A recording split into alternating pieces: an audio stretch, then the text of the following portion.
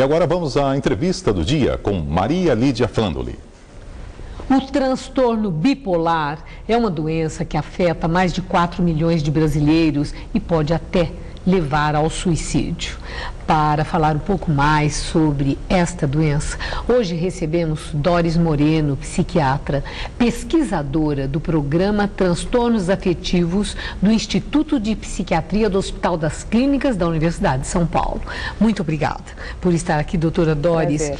E fala-se muito em transtorno bipolar. Eu confesso que não tenho certeza se todo mundo sabe exatamente o que é o chamado transtorno bipolar. A senhora pode explicar? Eu acho que assim, é uma doença complexa. Em primeiro lugar, é uma doença, é um transtorno mental mesmo. E realmente afeta uma quantidade muito maior de pessoas do que antes se imaginava. E as pessoas que sofrem do transtorno bipolar, em geral, têm uma carreira. É uma doença crônica e episódica. Então, as pessoas não têm somente um dia, 2 dias, assim, do que a gente chama de euforia. E, aliás, euforia ou ter altos é algo que é raro. A maior parte dos pacientes com transtorno bipolar sofre de irritabilidade. Então, eles têm períodos que alternam, esses altos e baixos seriam mais períodos de ativação mental e ou física. Então, ficar acelerado mentalmente, pensar várias coisas ao mesmo tempo, não conseguir desligar o cérebro, junto com impaciência, pressa, irritabilidade, impulsividade aumentada, seja para beber ou consumir drogas, ou para libido, ou para gastos. Então, é muito importante fazer o diagnóstico diferencial entre esse período que pode se chamar hipomania ou mania. Mania é aquele que classicamente a gente chama de bipolar, que é o que aparece na mídia. A pessoa com hipomania é a que se confunde com aquela que tem só depressão e é tratada como deprimida, e aí ela vai piorando. E aí essas pessoas que têm esses períodos a gente chama de mania ou hipomania, tem períodos em que ficam deprimidos. Essa depressão pode ser de várias intensidades, mas isso não importa no diagnóstico.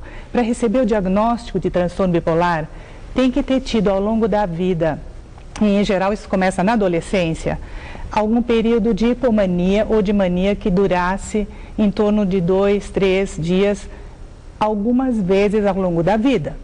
Agora, na sua descrição, né, dessa, quando falou assim da mania que é confundida, que é chamada de euforia, né, da pessoa, Isso. mas que a marca é a irritabilidade.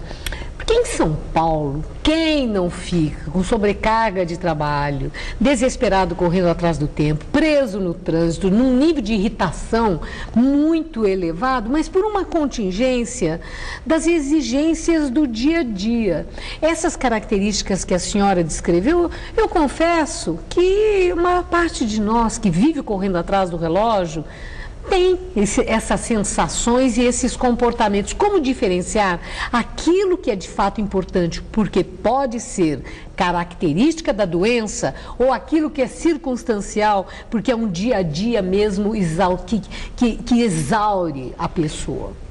Eu sempre costumo falar para os pacientes que sintoma diferente de emoção normal sempre vem mal acompanhado dos demais sintomas. Então, Quer dizer, não vem sozinho? Não vem sozinho. Para a gente fazer o diagnóstico, precisa ter como eu disse, uma história ao longo da vida de vários episódios. Em geral, quando as pessoas chegam com 25 anos de idade, a história já começou aos 15, aos 13, aos 14, com inúmeros episódios ou misturados de depressão e de aceleração no mesmo dia. Então, por exemplo, de manhã é difícil levantar da cama porque está deprimido, porque está devagar, porque não consegue funcionar. Vai melhorando e à noite daí acelera e quer sair, quer fazer um monte de coisas e vai para programas e se sente muito mais energizado e muito mais eufórico. E eventualmente bebe, eventualmente isso piora. Mas aqui eu estou descrevendo uma fase que a gente chama de estado misto, em que a pessoa ao mesmo tempo tem depressão e tem euforia. Isso não é normal. Certo. Esses níveis de energia alternados, os níveis de energia mental, de aceleração versus lentificação... O que causa isso, hein? Esse descompasso, digamos? É um processo fator emocional ou é alguma coisa que envolve também mau funcionamento de alguma coisa? Dificilmente alguém que não tem uma carteirinha de DNA com uma predisposição biológica para desenvolver o transtorno bipolar vai desenvolver essa doença. Dificilmente? Então, dificilmente. Quer dizer que passa de pai para filho?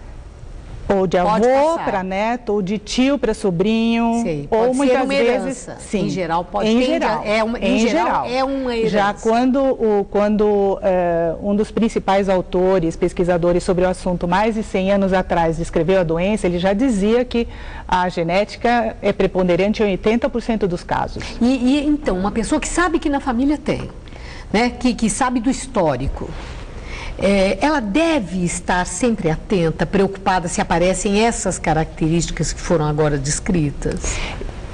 Quando tem um histórico?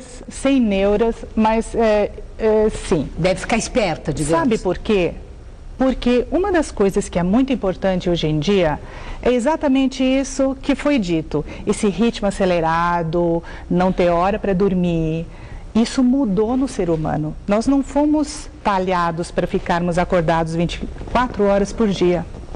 Então, aquelas pessoas que eventualmente têm uma vulnerabilidade, sim, se ficam acordadas a noite inteira, se bebem, se consomem drogas, aqueles que são vulneráveis, por conta dessa ruptura do ciclo sono-vigília, e por conta de uma série de outros estímulos podem desencadear a doença. Então, saber disso para os pais é fundamental. Eles têm que impor uma rotina para os filhos. E quem é o médico que deve ser procurado quando o pai percebe?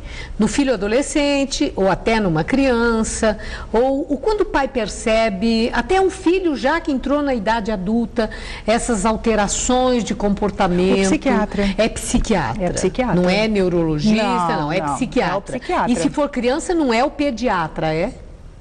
O pediatra é o primeiro a ser... É o primeiro a fazer o encaminhamento. Ele tem que fazer o encaminhamento, exatamente. E tem cura? Tem controle. Então não tem cura, tem controle. A maior parte das doenças médicas não tem cura. As doenças cardíacas, reumatológicas, o que tem cura? Quer dizer, pode viver com conforto, com alegria de viver, administrando esse problema. Exatamente. Inclusive, o intuito do tratamento é fazer a pessoa voltar a ser equilibrada. Mas isso é com medicamento ou é através de terapias? Isso com remédios. Só com medicamentos. Remédio dá para resolver? Exatamente. Dá para resolver só com os remédios. O problema é como são usados os remédios. Porque exatamente o que eu havia dito, os antidepressivos, nesse caso, podem piorar a doença. É preciso que haja, principalmente, o uso de estabilizadores do humor. Se a pessoa toma antidepressivo demais, instabilizadores, estimulantes demais, ela pode ficar pior.